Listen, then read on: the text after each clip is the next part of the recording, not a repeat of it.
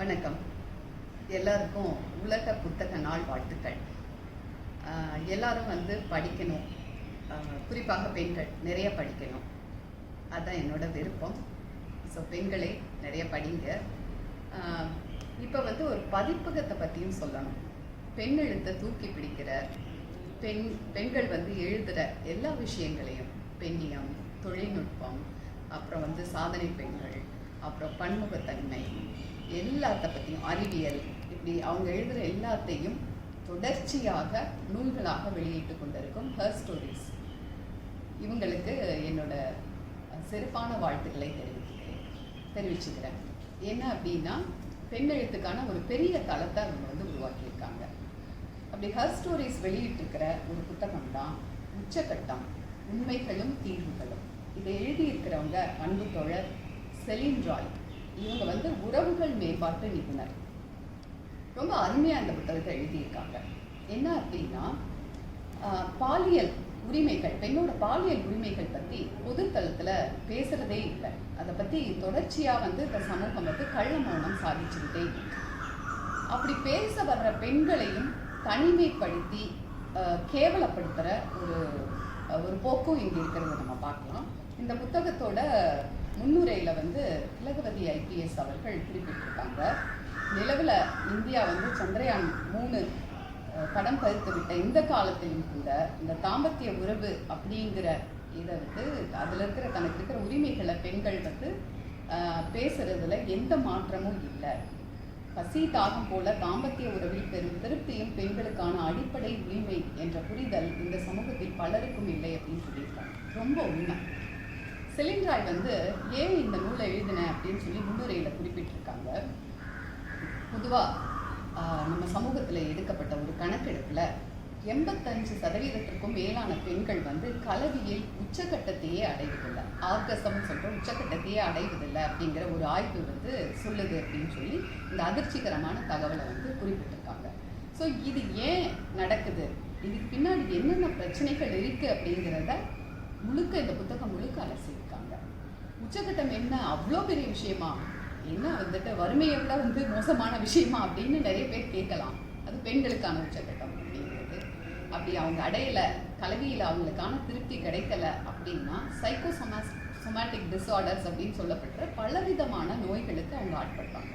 திடீர்னு கோவப்படுவாங்க, ஆத்திரப்படுவாங்க, அப்புறம் காரணமே இல்லாமல் எல்லாத்துக்கும் சண்டை போடுவாங்க. அப்படின்னா அடிப்படையில் அவங்களுக்கு ஒரு பிரச்சனை இருக்குது, அதை வெளியில் அவங்களால பேச முடியல அப்படிங்கிறத புரிஞ்சுக்கணும் அப்படிங்கிறது ரொம்ப தெளிவாக அவங்க எடுத்து சொல்லியிருக்காங்க.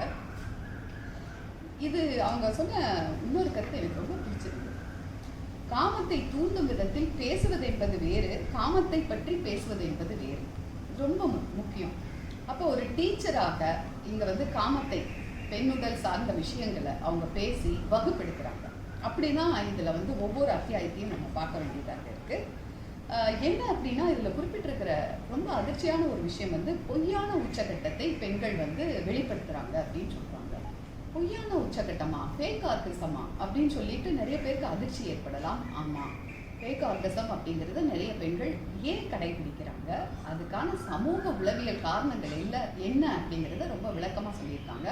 இந்த நூல் மொத்தமும் பார்த்தா ஆண்களுக்கான ஒரு கையேடாக நம்ம இதை பார்க்கலாம். ஆனால் அதுக்காக பெண்களுக்கு இது விஷயங்களே இல்லைன்னு சொல்லிட முடியாது. தன்னை பற்றிய ஒரு தெளிவையும், தனக்கு இருக்கிற சூழலில் இருக்கிற லிமிட்டேஷனில் எப்படி தன்னை மகிழ்ச்சியாக வச்சுக்கிறது அப்படிங்கிற நிறைய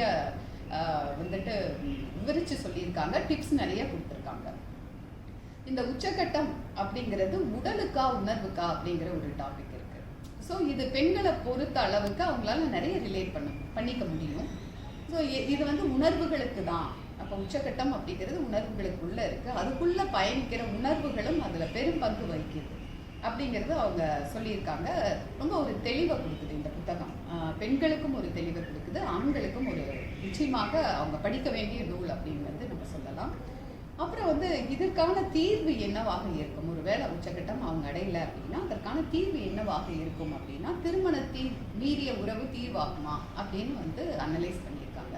இதில் முக்கியமாக சொல்ல வேண்டியது என்னன்னா, இவங்க உறவுகள் மேம்பாட்டு நிபுணராக இருக்கிறதுனால தன்கிட்ட வர்ற பெண்கள் அவங்களோட கதைகளை அதை உண்மை சார்ந்து அவங்க வெளிப்படுத்தியிருக்காங்க.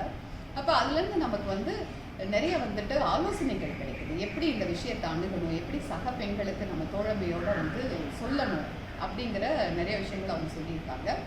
அதுக்கப்புறம் வந்து இதில் வந்து நிழலும் உண்மையும் அப்படிங்கிற ஒரு தலைப்பில் சொல்லியிருக்காங்க. என்ன அப்படின்னா, இந்த நீலப்படங்கள் பற்றியும் திரைப்படங்கள் பற்றியும் இது வந்து பெண்களோட கலவி சார்ந்த விஷயங்களை எப்படி அணுகுது, உச்சக்கட்டத்தை எப்படி பொய்யாக வந்து அது சித்தரிக்குது அப்படிங்கிறத அவங்க சொல்லியிருக்காங்க. கடைசியில் வந்து உச்சக்கட்டம் அடையிலன்னா அவங்களுக்கு என்ன உடல் ரீதியாக என்னென்ன பிரச்சனைகள் வரும், எப்படியெல்லாம் சைக்கோசோமேட்டிக் நோய்களால் பாதிக்கப்படுவாங்க அப்படிங்கிற எல்லா விஷயங்களையும் ரொம்ப அழகாக சொல்லியிருக்காங்க. என்னை பொறுத்த அளவுக்கு இதை வந்து 18 வயது நிறைவடைந்த ஆண் பெண் இருபாலரும் இதை படிக்கணும். ஏன்னா அவ்வளோ ஒரு முக்கியமான புத்தகமாக நான் நினைக்கிறேன். நான் இதை படித்ததுலேருந்து நான் போகிற திருமணங்களுக்கு எல்லாம் இந்த நூலை வந்து பரிசாக கொடுக்குறேன். ஏன்னா குறிப்பாக வந்து கல்யாணமான புதுமண தம்பதியர் பெண்ணும் சரி ஆணும் சரி இதை வந்து படித்து ஒரு தெளிவு பெறணும். குறிப்பாக ஆண்கள் வந்து இதை கண்டிப்பாக படிக்கணும். நன்றி.